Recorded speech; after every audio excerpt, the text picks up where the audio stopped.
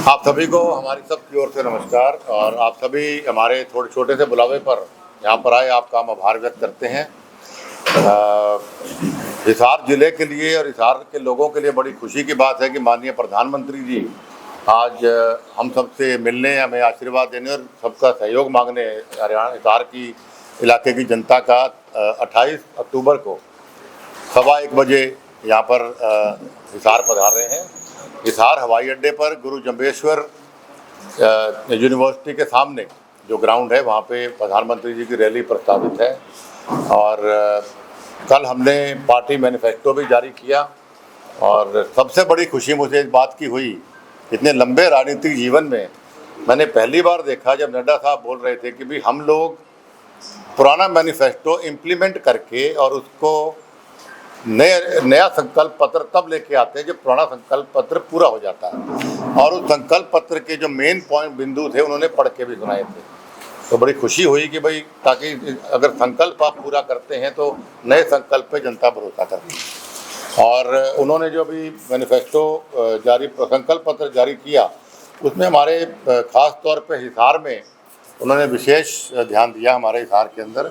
और उन्होंने औद्योगिक क्लस्टर स्थापित करने का भी प्रस्ताव रखा है और हिसार हवाई अड्डे को इंटरनेशनल कार्गो हब के रूप में प्रस्तावित करने का संकल्प लिया है। और सेरेमिक वस्तुओं के विनिर्माण, प्रसंस्करण और विपणन को बढ़ावा देने को सिमेरिक पार्क स्थापित करेंगे हम लोग। और अमरूद के लिए अत्याधुनिक और पैकेजिंग प्लांट की मंडी स्थापित करने का भी संकल्प इस संकल्प पत्र के अंदर है। और 800 मेगावाट का नया थर्मल पावर प्लांट खेदर्थ की तरह हम लगाने का यहाँ प्रस्ताव है। ऐसे ही कई चीज़ें और हैं, जैसे युवाओं को रोज़गार की बात है या किसानों को पैकेज की बात है। तो ये संकल्प पत्र लेके हम आपके बीच में आज आपके माध्यम से जनता को बताना चाहते हैं कि भाई पुराना संकल्प पत्र भी हमने फुलफिल किया और नए के लिए भी हमने संकल्प लिया, तो हमारा साथ है।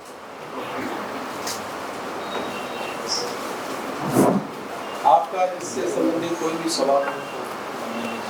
सर, कांग्रेस के द्वारा जो है 7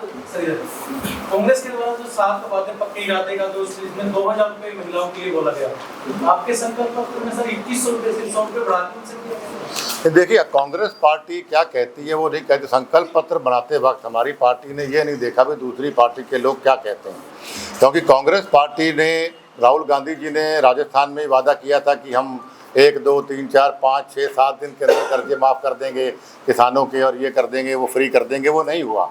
तो कांग्रेस पार्टी हमारे जैसे लोग अगर छोड़ के चले गए, इसका मेन रीज़न ही ये था कि भाई बातें हैं बातें, कोई वादे पूरे ये करते नहीं।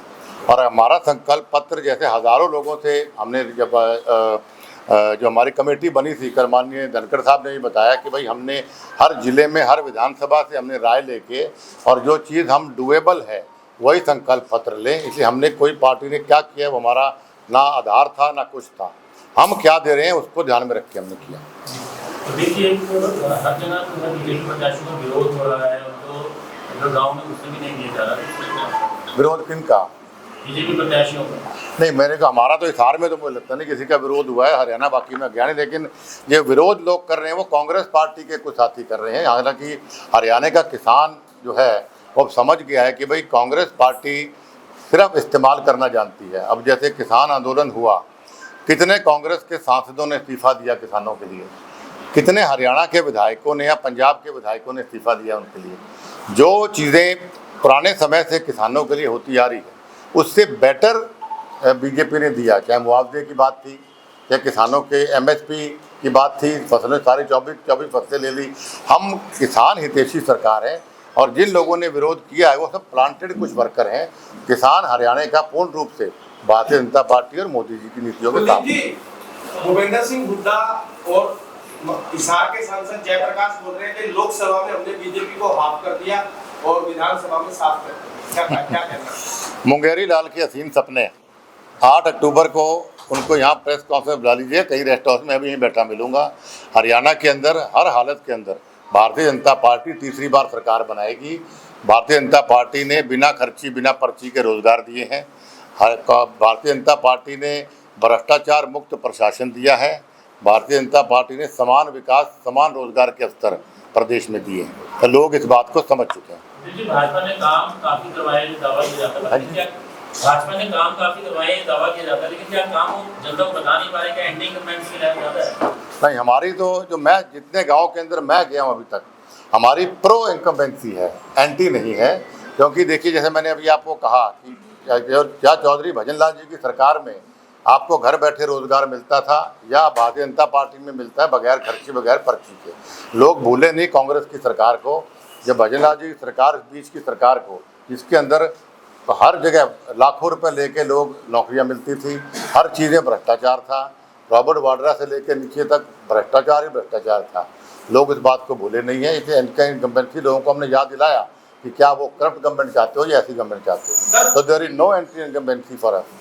दिल्ली के पूर्व सीएम जो रहे केजरीवाल, उनकी एंट्री हो चुकी है, हरियाणा में कैंपेनिंग संभाल रहे हैं, उनको लेकर आप क्या कहेंगे? कौन? केजरीवाल। केजरीवाल साहब से सबसे पहला प्रश्न मेरा ये है, आप भी अगर आए तो पूछिएगा कि भाई आपने हमारा SYL का पानी, जो सबसे बड़ा मुद्दा हमारे हरियाणा राजस्थान के लिए, स्पेशली हरियाणा के लिए, वो हमारा सुप्रीम कोर्ट तक फैसला हमारा इनिशियली हुआ था। आज पंजाब को हिदायत दी जा चुकी सुप्रीम कोर्ट द्वारा कि आप हमारे हक का पानी हमें दे दो। तो पंजाब में सरकार आम आदमी पार्टी की है, तो क्या हमें चुनाव से पहले पानी दे देंगे? परमानेंट चलेगा। अगर वो वाकई में कहते हैं मैं हरियाणा का हूँ या मैं हरियाणा का हित जानता हूँ, तो हमें SYL का पानी दे दे। कुलदीप बिश्नोई खुद भी अपना वोट उनको दे देगा। सर, आपने भी SYL की बात की। एनडीए की सरकार केंद्र में भी रही, अटल बिहारी वाजपेयी प्रधानमंत्री थे, नरेंद्र मोदी के समय भी प्रकाश सिंह बादल वहां पर सीएम थे और आपकी पार्टी उस सरकार में भागीदार थी। तब तो SYL का पानी लाया जा सकता था, क्या कारण रहा कि आप लोग नहीं ला पाए? हमने लंबा संघर्ष किया। मैं तो अपनी बात करता हूँ, लंबा संघर्ष हमने किया, और आज जैसे मैंने कहा कहीं भी ये मामला लंबित नहीं है। और इस मामले का अगर हम मिलजुल के इंसानियत के, पंजाब हमारा बड़ा भाई, हम छोटे भाई हैं, बड़े भाई का फर्ज बनता है छोटे भाई को आशीर्वाद देने का, और हमारा अधिकार भी है।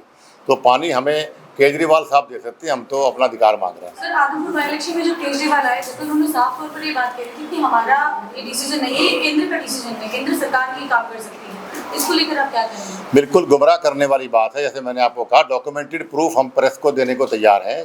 कोर्ट ने का फैसला हमारे ऊपर है, और इन्हीं केजरीवाल ने पंजाब चुनाव में ये कहा था कि हरियाणा का हक पानी का एक बूंद का नहीं है, हम पानी की एक बूंद SYL के हरियाणा को नहीं देंगे। उस वक्त वहाँ क्यों नहीं उन्होंने बोला? देखिए, हमें कांग्रेस पार्टी क्या करती, क्या नेता क्या करते उसका नहीं, लोगों का मन इस वक्त सभी 36 बिरादरियों का भारतीय जनता पार्टी को, मोदी जी की नीतियाँ, और प्रदेश में माननीय नायब सैनी साहब ने जो 57 दिन के अंदर जो उन्होंने बेहतरीन फैसले लिए, उनके पर नॉन स्टॉप सरकार की और लोगों का विश्वास है। मैंने आपसे जवाब दे दिया, अभी शैलजा जी आए नहीं है। लोगों का मन भारतीय जनता पार्टी की ओर है। शैलजा सम्मानित नेता है और सीनियर नेता है, उनके साथ जो कांग्रेस कर रही है वो अच्छा नहीं कर रही। अब थोड़ा आप साथियों से और पूछ लो सवाल, मैंने दे दिया जवाब। आपसे पूछेगा जी, इस टाइम आपसे सबसे वरिष्ठ और सेलिब्रिटी पॉलिटिशियन आप हैं जी, मैं तो जमीन से जुड़ा हुआ पॉलिटिशियन, मैं तो सेलिब्रिटी। जन नेता है। ठीक है जी। बीजेपी में मुख्यमंत्री को लेके बात चली, आपको भी पता है, दावे कर रहे हैं लोग, तो आप भी मुख्यमंत्री के दावेदार? देखिए, मैं इस इलेक्शन में दावेदार नहीं हूँ। हमारा एक ही चेहरा है, माननीय नायब सैनी जी, और मन से धन से हम सब नेता, या जो हरियाणा में चौधरी भजनलाल जी के अनुयायी हैं, मेरे संघर्ष के साथी हैं, वो नायब सैनी जी को मुख्यमंत्री मान के, और हम भारतीय जनता पार्टी के साथ हैं। सर, लोकसभा इलेक्शन में क्या भारतीय जनता पार्टी ने कुलदीप बिश्नोई का हरियाणा में जो पावर है वो पहचान लिया फिलहाल? नहीं, देखिए, बाबे को सम्मान दे, आपके बीच में बैठा हूँ, इतनी बड़ी रैली का संयोजक मुझे बनाया, तो सम्मान में कोई कमी नहीं है।